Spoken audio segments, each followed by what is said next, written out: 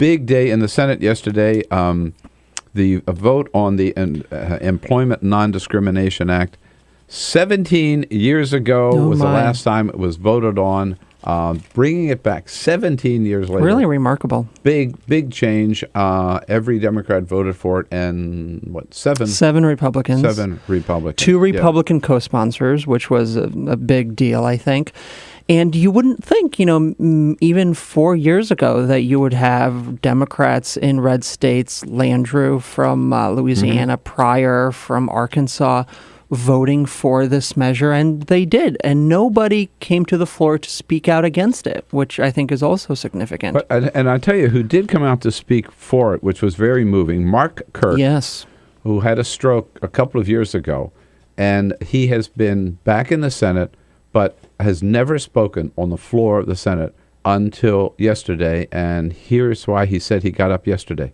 I have been silent for the last 2 years due to a stroke a little under 2 years ago. I've risen to speak because I believe so passionately in enacting the ENDA statute.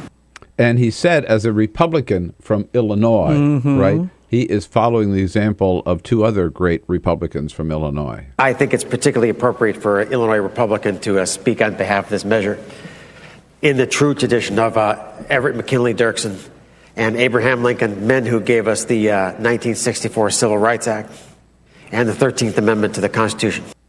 Historic moment indeed, and good for Harry Reid for pushing this through. Yeah, he's really taken the leadership on this. Now, what was so disappointing yesterday is that John Boehner said, dead on arrival. Well, he said dead on arrival, and the reason he gave is why? Well, he said, I don't want frivolous lawsuits. There's going to be all these gay people suing their employer saying you fired me for this or that reason.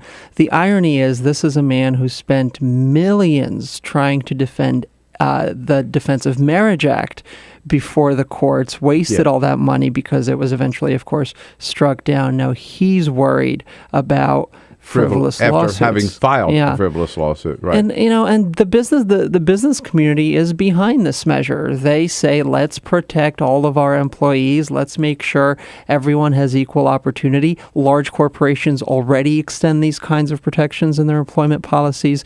And most Americans, the numbers, Bill, are overwhelming. More than 80% of Americans think this is already in law. They think you already can't fire someone because of sexual orientation or gender identity.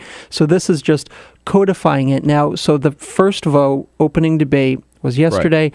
Now we move to the actual debate, and that's where things could get a little tricky because they had to twist some arms to get people like Kelly Ayotte, the senator from New Hampshire, Portman from Ohio, to support the measure, and they want to expand the religious exemption that's already included in ENDA, which says that if you're a religious organization, you don't have to abide by the rule.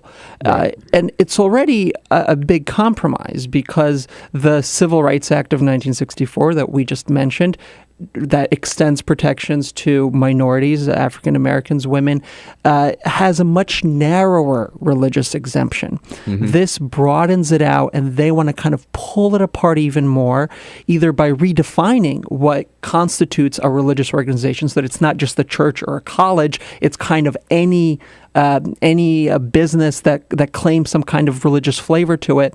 Or the second thing they could do is they could say businesses, any businesses at all, could circumvent these laws if it's against their religious beliefs. So even the business doesn't have to have any religious grounding. The owner has to have some kind of conscientious objection. Right. But correct me if I'm wrong. On the floor, having surpassed the filibuster and gotten it on the floor, when they have a vote on the floor, they still only need 51 votes, correct? No, to close debate, they need 60, and then to move to the final vote, they're going to need over 50. Over 50, right. But back to Boehner's point. Part of the reason, as I understand it, that most people think this is already the law is because in most states and cities, it is already the law. In 21 states, I believe, it is the law for sexual orientation, gender identity, far less. And those are, transgender people are the most discriminated against. You look at the surveys, Bill, and it's like 90% of transgender people have felt discrimination at work, have been fired because of their gender identity. So it's really something, but it's certainly growing across the country, but it's not there yet. And the other thing is, it seems to me that the Republican opposition in the House, I mean, with Boehner and knowing his Tea Party caucus, right? I mean, he does say, well, this is going to make it easy for trial lawyers and be too many frivolous lawsuits. But it basically comes down to they still want to discriminate against gays and lesbians, right? I mean, LGBT people across the board. I mean, what it comes down to. I mean, they're basically standing up and saying it's okay in the United States of America in 2013 to discriminate against a certain group of Americans only because they happen to be LGBT. And there might be frivolous lawsuits from African Americans who use the civil rights statute to say you can't fire me because of my race, or from women. I mean, there could be some frivolous lawsuits with any regulation. Well, the Washington Post reports this morning that, in fact, when you look at all these states and cities where this similar prohibition against discrimination is already the law, there have been like zero cases of frivolous lawsuits. Minimal cases. Cases.